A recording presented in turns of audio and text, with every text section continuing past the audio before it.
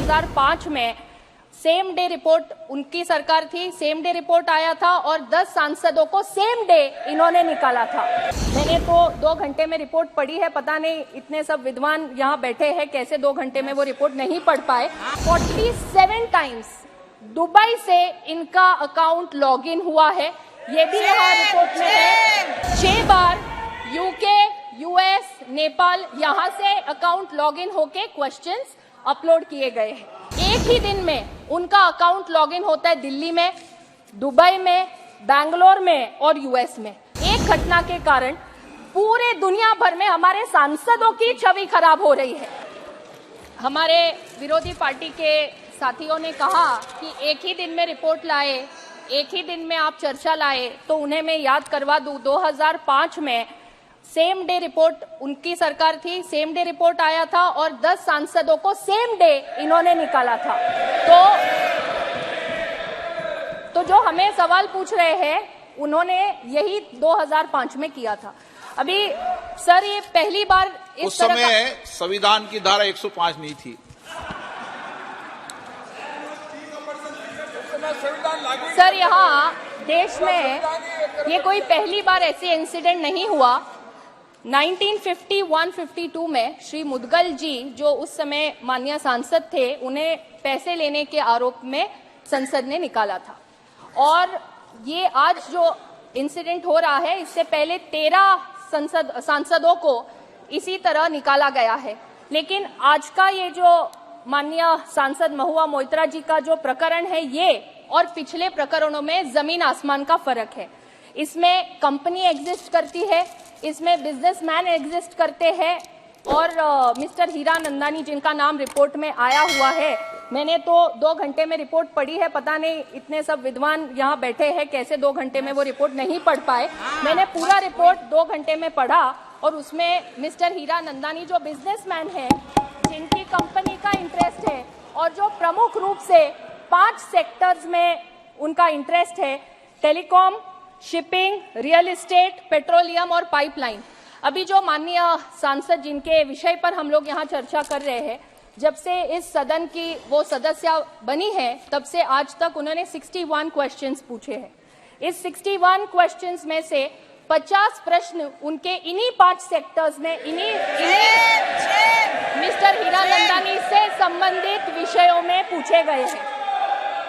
और इतना ही नहीं तो 47 टाइम्स दुबई से इनका अकाउंट लॉगिन हुआ है, ये भी यहाँ रिपोर्ट में है। 6 बार यूके, यूएस, नेपाल यहाँ से अकाउंट लॉगिन होके क्वेश्चंस अपलोड किए गए हैं। और ये चीज खुद माननीय सांसद महोदया ने एथिक्स कमेटी के सामने ये एक्सेप्ट किया है कि उनका आईडी और पासवर्ड ये उन्होंने खुद मिस्टर हीरा नंदानी को और उनके कंपनी के लोगों को दिया था। तो यहाँ जो नेचुरल जस्टिस की बात कर रहे हैं, उन्हें मैं याद करवा दूं कि एथिक्स कमेटी के सामने माननीय सांसद महोदया को पूरा मौका मिला, उनकी बात रखने का मौका मिला और मिस्टर हीरा नंदानी जो इस कंपनी के प्रमुख है और जिनके पास से गिफ्ट्स और पैसे लेने के जो आरोप यहाँ पे थे, उसमें मिस्टर हीरा नंदानी ने खुद एफिडेविट कर एथिक्स कमेटी को दिया है। और वो जो एफिडेविट उन्होंने किया है वो इंडियन एम्बेसी के डेप्यूटी काउंसलेट जनरल जो दुबई में है, उनके सामने शपथ लेकर उन्होंने ये एफिडेविट किया हुआ है। इसी के साथ मैं आपका और पूरे सदन का ध्यान आकर्षित करना चाहूंगी कि यहाँ बार बार जो बात हो रही है कि नेचुरल जस्टिस की, fundamental principle of natural justice की, तो मैं यहाँ बताना चाहूंगी कि अध्यक्ष महोदय, जब हम लोग सांसद बनते हैं, सांसद बनने के बाद हम सबको मेंबर्स पोर्टल पर एक रूल्स के तहत आईडी और पासवर्ड देने का एक फॉर्म मिलता है। हम सभी सांसद, चाहे वो लोकसभा के हो या राज्यसभा के, वो फॉर्म पे साइन करते हैं और उसमें रूल्स में लिखा हुआ है कि हम हमारा आईडी और पासवर्ड किसी को शेयर नहीं कर सकते। ये रूल्स में लिखा है, हर संसद सदस्य उस पे साइन करता है, हम सबने साइन किया हुआ है। और यहाँ पर जो माननीय सांसद महोदया है, उन्होंने तो खुद ये मान्य किया है कि उन्होंने आईडी पासवर्ड दिया, ये पहली बात। दूसरा, एक ही दिन में उनका अकाउंट लॉगिन होता है दिल्ली में, दुबई में, बैंगलोर में और यूएस में।